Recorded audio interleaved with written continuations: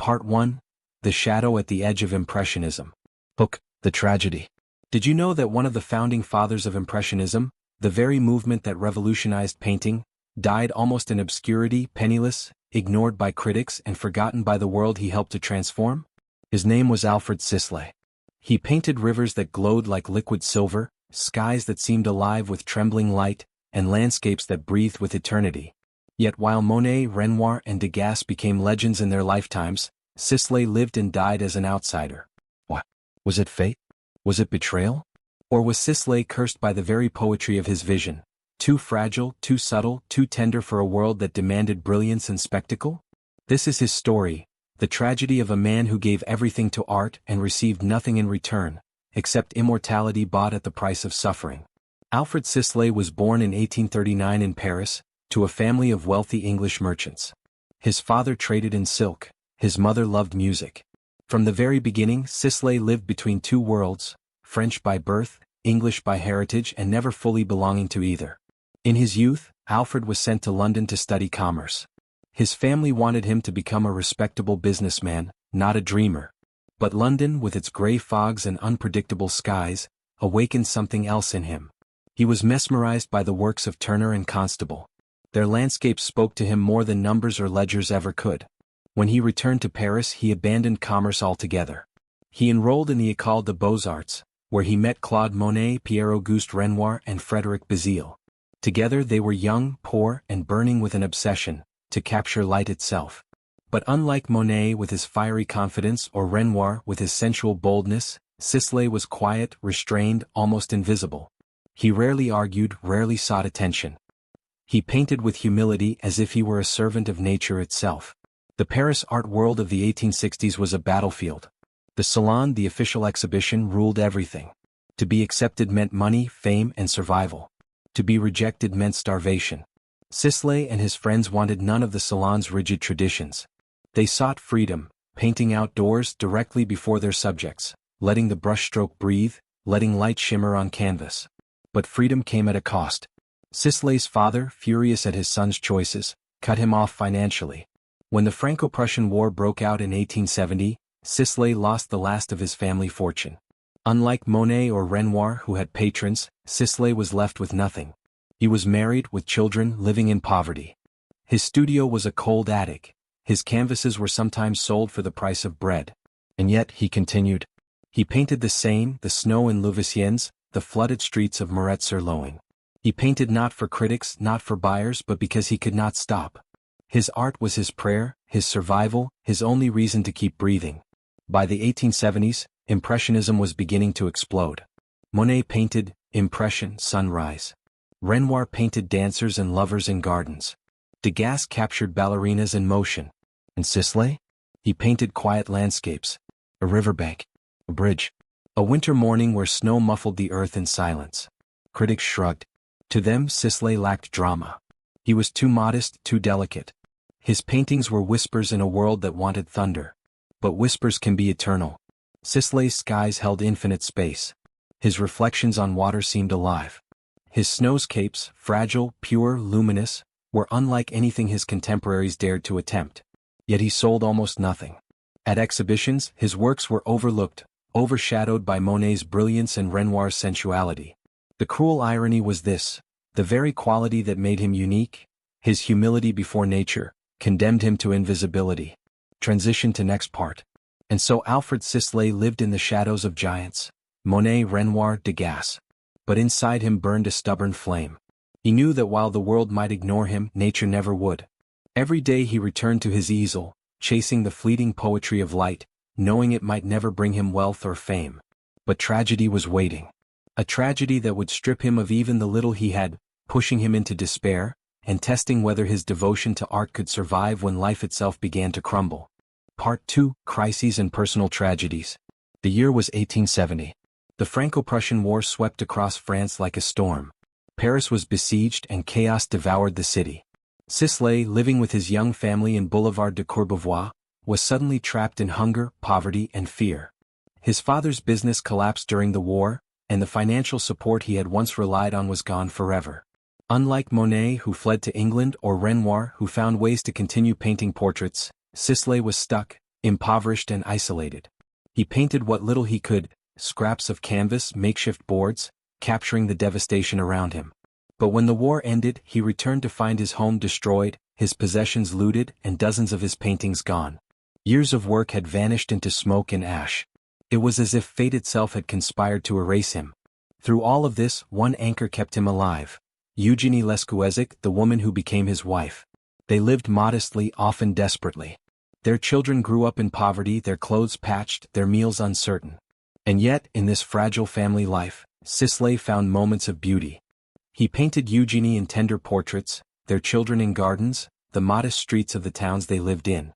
Unlike Renoir's glittering parties or Degas' elegant ballerinas, Sisley's world was small, but deeply human.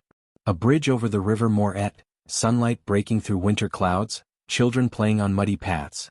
It was life stripped of grandeur but filled with truth. Still, the art world gave him little in return. Dealers ignored him. His works sold for pitiful sums, barely enough to buy bread. While Monet began to find recognition, Sisley remained on the margins, painting masterpieces that no one seemed to notice. In 1876, the Seine overflowed, flooding the town of Marly-le-Roi. For most, it was a disaster. For Sisley, it was revelation. He set up his easel in the cold and painted the rising waters. Streets transformed into rivers, houses mirrored in trembling reflections, boats floating through abandoned squares. His series of flood paintings became some of the most hauntingly beautiful works of his career. But even then, recognition was faint. Critics praised Monet's bold colors, Renoir's sensual forms, while Sisley was dismissed as gentle but minor. Imagine the torment, to dedicate your soul to art, to capture nature's fragile poetry, and to be told over and over that you were secondary. This was Sisley's curse. Sisley never forgot his English roots. Though born in Paris, his passport was British. Yet England felt distant, foreign. He was too French for the English, too English for the French. In 1874, he traveled to London, hoping to find patrons who might appreciate his art. He painted views of the Thames, skies shifting with silver light, waters trembling with reflection. But the English collectors turned away. To them, he was neither truly theirs nor as dazzling as Monet. It was rejection on both sides of the channel. Alfred Sisley belonged nowhere. By the 1880s, Impressionism was no longer a scandal. The movement was beginning to gain recognition. Monet's name was rising. Renoir had commissions. Even Degas had carved a place in Parisian art.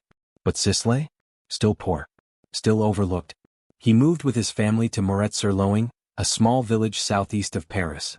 There, surrounded by rivers, bridges and fields, he painted obsessively. Day after day, canvas after canvas, he tried to capture the fleeting moods of water and sky. In Moret, Sisley painted his greatest works, yet he remained almost invisible. His dealer, Durandruel, did what he could, but collectors always asked for Monet, Renoir, Pissarro. Sisley's works, delicate and subtle, seemed to vanish in comparison. Poverty gnawed at him. His family often went hungry. Eugenie's health declined. And as Sisley entered middle age, despair began to creep into his brushstrokes. The skies grew heavier. The rivers darker. His landscapes carried a silence of someone who feared he might never be heard. Transition to next part. Alfred Sisley was not just fighting for recognition. He was fighting for survival. Poverty, rejection, illness, and tragedy circled closer with every year. And yet, even as the world turned its back, Sisley kept painting. He painted like a man possessed, as if each brushstroke was a prayer against oblivion. But fate was cruel. The final chapters of his life would test him with the deepest sorrow of all, and only in death would the world begin to understand the quiet genius it had ignored. Part 3, The Final Years. Loss, Darkness and the Last Masterpieces. By the late 1880s, Alfred Sisley had retreated almost entirely to Moret-sur-Loing, a quiet town with medieval stone bridges, narrow streets and calm waters. This place became his world, and his prison. While Monet painted the grandeur of Rouen Cathedral and the blazing gardens of Giverny, Sisley stood by the riverbanks of Moret, capturing skies shifting with melancholy blues, waters trembling with autumn light. He painted the same bridge dozens of times, at dawn, at dusk, in snow, in rain, as if trying to trap time itself inside his canvases. To outsiders it seemed monotonous. To Sisley it was survival. Each painting was not just a study of light, it was a confession, a diary, a whispered cry, "I am here. Do not forget me." But as the 1890s arrived, poverty tightened its grip even harder. His wife Eugenie fell ill. His children often went without proper schooling or clothing. Collectors still ignored him, and when they did buy his works, it was for some so small it bordered on insult. He watched, with a mixture of admiration and bitterness, as Monet grew rich, Renoir painted aristocrats, and Degas exhibited to applause. Sisley remained the quiet ghost of Impressionism, always present, never celebrated. At times he considered abandoning art altogether. But something inside, that relentless need to paint, to translate the fleeting shimmer of light into permanence, kept him chained to his canvas. It was not fame he sought anymore. It was survival of the soul. In 1898, tragedy struck with a merciless hand. Eugenie, his companion through decades of poverty, illness, and struggle, died. Sisley was devastated. His small house in Moret, once filled with her presence, became unbearably silent. The woman who had endured hunger and hardship by his side was gone, and he was left with nothing but grief and a few canvases that the world still refused to value. His letters from that time speak of loneliness so deep it nearly drowned him. But even in mourning, he painted, as if his brush were the only way to keep breathing. The skies of his paintings grew darker, the rivers heavier, the reflections trembling like fragile memories about to disappear. By 1899, Sisley himself fell gravely ill. Cancer was eating away at his strength. He was still relatively young, only in his late 50s, yet the years of poverty and struggle had aged him beyond recognition. Friends tried to help. Monet, his old companion, offered assistance. Exhibitions were organized to raise funds. But recognition, when it finally came, was too late. Sisley, the gentle poet of light, had lived most of his life ignored, and now, as death approached, he faced the bitter truth. The world would only discover him once he was gone. In his final months, weakened but defiant, he painted the church of Moret-sur-Loing in a series of haunting canvases. Like Monet with Rouen, Sisley returned again and again to the same subject, watching the play of shadows and sunlight across its ancient stone. But unlike Monet's dazzling colors, Sisley's versions carried a quiet melancholy. They were not celebrations of grandeur, they were farewells. Each brushstroke whispered, "Remember me." On January 29, 1899, Alfred Sisley died in Moret-sur-Loing. He was 60 years old. Few attended his funeral. There were no great crowds, no public tributes, no collectors clamoring for his canvases. He was buried beside Eugenie, the woman who had endured every hardship with him. The poet of rivers and skies was gone, and for a time it seemed the world barely noticed. And yet, history has a way of correcting its mistakes. After his death, critics began to look again at Sisley's works. They saw what they had missed: the quiet brilliance, the delicate mastery of atmosphere, the lyrical way he painted water, light, and air. Today, Sisley is recognized as one of the purest Impressionists, a man who dedicated his life, and sacrificed everything, to paint the fleeting poetry of nature. But in his lifetime he knew only poverty, grief, and rejection. That is the tragedy of Alfred Sisley.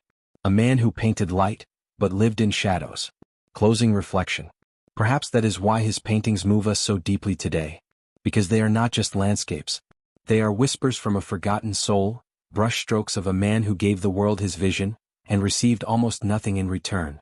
The rivers of Moret still flow. The skies he painted still change their colors.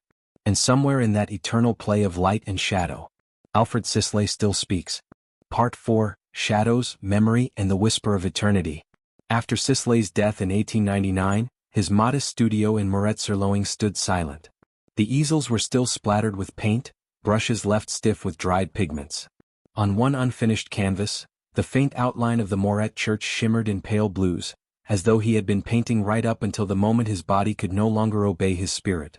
Neighbors recalled seeing the little room lit late into the night, his frail figure hunched over the canvas, painting feverishly, not for fame, not for money, but to leave behind a fragment of himself. When he died, many of these canvases remained unsold, scattered like forgotten pages of a diary. In the years that followed, exhibitions began to display his works. Collectors who once turned away now paid fortunes. Critics wrote essays describing him as the purest Impressionist, a painter whose loyalty to nature and sincerity of vision surpassed even his more celebrated peers. But Sisley never saw this glory. He died believing he had failed. There is a haunting cruelty in that. The applause he longed for came only when he could no longer hear it. If you walk today along the banks of the Loing River, you can still find the bridge Sisley painted again and again. Stand there at dawn when the mist curls over the water and you might feel it, His presence, his obsession, his desperate attempt to capture time itself. Every ripple of water seems to carry his brushstroke. Every shift of sunlight across the stone bridge feels like a page from his unwritten autobiography.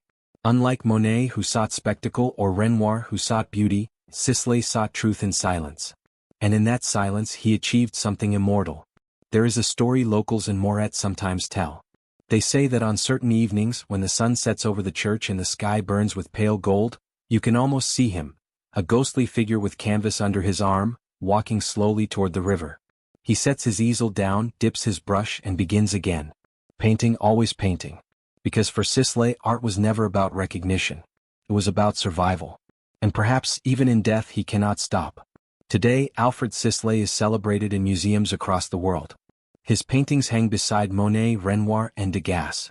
But his story remains different, quieter, more tragic, more human. He was the painter of skies and rivers, the poet of fleeting light, the man who gave everything and received nothing while alive. And maybe that is why his art endures so powerfully today. Because each canvas is not just a landscape. It is a testament, a confession, a reminder that beauty can exist even in poverty, even in despair. Imagine standing in his empty studio. The air is still. The canvases lean against the wall, glowing faintly in the dim light. You can almost hear the scratching of his brush, the soft sigh of a man painting against time, against hunger, against the indifference of the world. And then you realize, Alfred Sisley is not gone. He lives in every brushstroke, in every shimmer of water, in every trembling reflection of light. His body rests in the earth, but his skies still move. His rivers still flow. And his whisper, soft, eternal, still lingers in the air. Do not forget me.